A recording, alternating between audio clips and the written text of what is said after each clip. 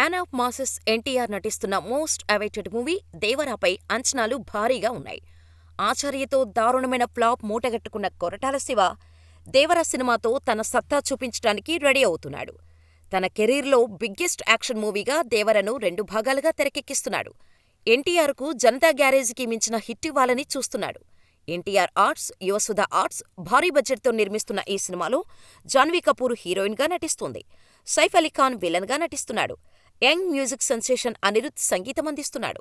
'దేవర' మొదటి భాగాన్ని అక్టోబర్ 10న దసరా కానుకగా గ్రాండ్గా రిలీజ్ చేయనున్నారు.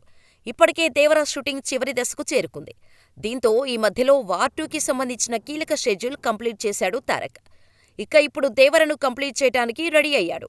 లేటెస్ట్గా 'దేవర' కొత్త షెడ్యూల్ చిత్రీకరణ గోవాలో ప్రారంభమైంది.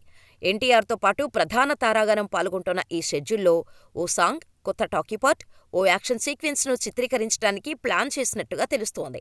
అయితే గతంలో కూడా గోవాలో కొన్ని సన్నివేశాలను చిత్రీకరించారు. ఇక ఇప్పుడు మళ్లీ గోవాలో షూటింగ్ చేస్తున్నారు.